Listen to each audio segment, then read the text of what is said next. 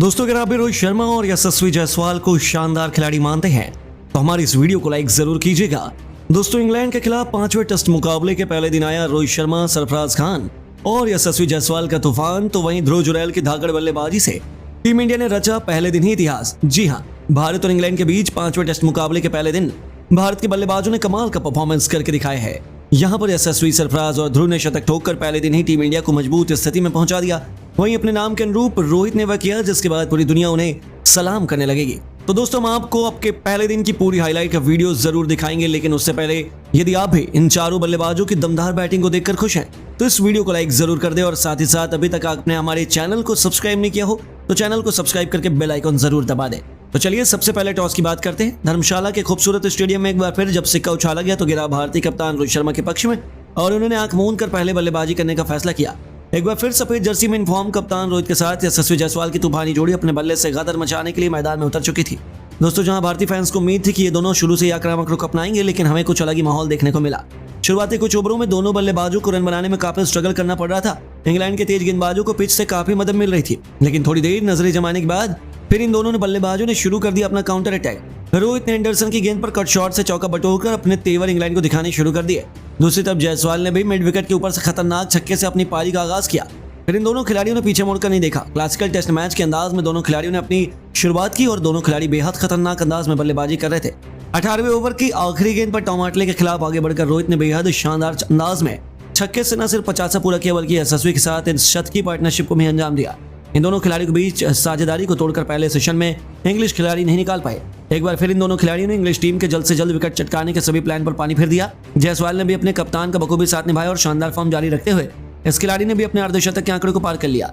वह शानदार टच में नजर आ रहे थे और पहले सेशन का अंत आ चुका था, जहां टीम इंडिया ने 29 ओवर खेलकर 169 रन बनाए और दोनों खिलाड़ी अर्धशतक बनाकर खेल रहे थे। इंग्लिश टीम अभी से टेंशन में आ चुकी थी क्योंकि केवल धर्मशाला ही था जहां पर वह टेस्ट मैच जीत सकते थे, लेकिन इन दोनों ने अभी से उनकी हार की कहानी लिखनी शुरू कर दी।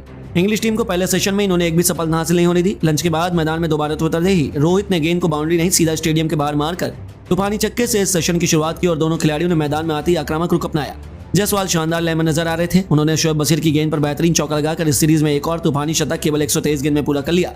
इसकी बदौलत टीम इंडिया बेहद मजबूत स्थिति में आ चुकी थी। हालांकि अपनी सेंचुरी पूरा करते ही जायसवाल एंडरसन की जाल में फंस गए।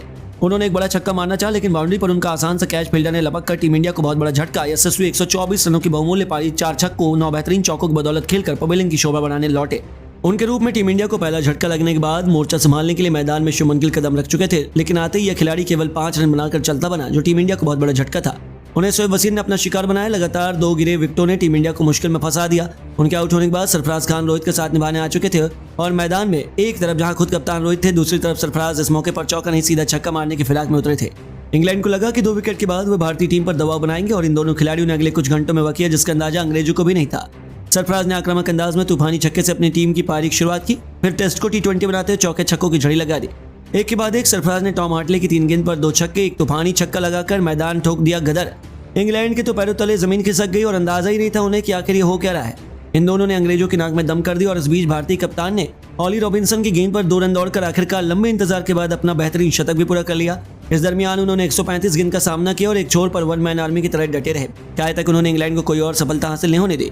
रोहित का सरफराज का बखूबी साथ निभा रहे थे। इन दोनों का यह विध्वंसक रूप देखकर ऐसा लग रहा था कि वह केवल अंग्रेजों पर अपना गुस्सा उतार रहे हैं। रूट की गेंद पर 2 रन लेकर उन्होंने केवल 47 गेंद पर अपना तीसरा अर्धशतक भी ठोक दिया। उनकी धाकड़ बल्लेबाजी से भारतीय टीम ने टी ब्रेक तक 388 रन बना लिए और सरफराज 79 रन बना चुके थे, लेकिन दोस्तों असली जलवा कप्तान रोहित ने दिखाया। उन्होंने न केवल अपना शतक पूरा किया बल्कि 149 रनों के स्कोर तक पहुंच चुके थे। अब उन सभी को उनके दोहरा शतक दिखाई देने लगा। चाय के तुरंत बाद वापसी करते एक बार फिर रोहित ने अपने बल्ले की चमक से पूरे क्रिकेट जगत को नतमस्तक कर दिया।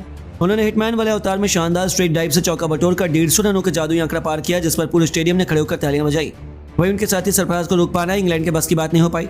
रोहित से कंधा मिलाते हुए शानदार खिलाड़ी ने अपने छक्के से लाजवाब शतक केवल 122 गेंदों में पूरा किया, वह भी जो रूट की गेंद पर मिड विकेट के ऊपर से तूफानी छक्का जड़कर, और अपने सपने को साकार कर दिखाया। जहां भारत के लिए शतक जोड़ने वाले दिग्गजों की सूची में उनका नाम सुनहरे अक्षरों में शुमार हो चुका था। हालांकि एक बार फिर वही हुआ जिसका डर था। शतक पूरा करते ही सरफराज भी गलती कर बैठे और 106 रन बनाकर उन्हें वापस जाना पड़ा। तब जाकर इंग्लैंड ने थोड़ी राहत की सांस ली, लेकिन अब उनकी उम्मीदों पर यमराज बनकर टूट पड़े थे पिछले मैच के हीरो ध्रुव जुरैल। आज उन्हें नंबर 5 के पायदान पर बैटिंग का मौका मिला। आते ही उन्होंने गेंदबाजों पर बिल्कुल रहम नहीं किया।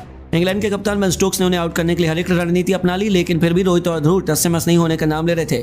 रूट से लेकर शोएब बशीर, जेम्स एंडरसन तक की इन दोनों ने बेरामी से पिटाई करते हुए देखते ही देखते ध्रुव ने केवल 39 गेंद पर अपना अर्धशतक पूरा कर हर किसी का होश उड़ा दिए। उनका बल्ला आज बोल नहीं बल्कि दहाड़ रहा था। कप्तान रोहित के साथ मिलकर उन्होंने टीम इंडिया को कितने बड़े टोटल तक पहुंचा दिया, जहां तक पहुंच पाना इंग्लैंड के लिए अभी से नामुमकिन लग रहा था। कप्तान रोहित ने रूट की गेंद पर बेहतरीन चौके से अपना दोहरा शतक ठोक दिया। वह भी लंबे समय बाद अलग ही मूड में थे। वह रिकॉर्ड पर रिकॉर्ड तोड़ते जा रहे थे और कप्तान की इस उपलब्धि पर पूरा स्टेडियम रोहित रोहित के नारों से गूंज उठा।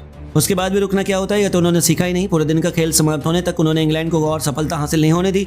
इन दोनों खिलाड़ियों ने इंग्लैंड के गेंदबाजों की धज्जियां उड़ाते हुए पहले दिन का खेल खत्म होने तक टीम इंडिया को 2 विकेट के नुकसान पर 583 रनों तक पहुंचा दिया, जो हिंदुस्तान की धरती पर एक विश्व रिकॉर्ड है। साथ ही साथ ध्रुव जुरैल ने भी ऑली रॉबिन्सन की गेंद पर स्ट्रेट ड्राइव से छक्का बटोरकर अपना इंटरनेशनल क्रिकेट में पहला शतक जड़ा और क्रिकेट जगत में एक नई छाप छोड़ी। जी हां दोस्तों, पहले दिन ही टीम इंडिया ने इंग्लैंड को मुकाबले से बाहर करने की पूरी तैयारी कर ली, जहां कप्तान रोहित 214 रन बनाकर नाबाद रहे। इस दौरान उन्होंने 7 खौफनाक छक्के, 13 बेहतरीन चौके लगाए और ध्रुव ने भी इंग्लैंड को खून के आंसू रुलाए। 110 रनों की अपनी यादगार पारी को ध्रुव ने 6 खतरनाक चौकों, 2 खौफनाक छक्कों से सजाया और 5वें टेस्ट मैच से ठीक पहले खेले गए इस प्रैक्टिस टेस्ट के पहले दिन का विध्वंस देखने के बाद पूरी दुनिया अभी भी हैरान है कि टेस्ट क्रिकेट में ऐसी भयंकर बल्लेबाजी भी की जा सकती है। लेकिन दोस्तों, आपको क्या लगता है 5वें टेस्ट मैच में रोहित सरफराज, ध्रुव या सस्वी में कौन शतक लगाएगा?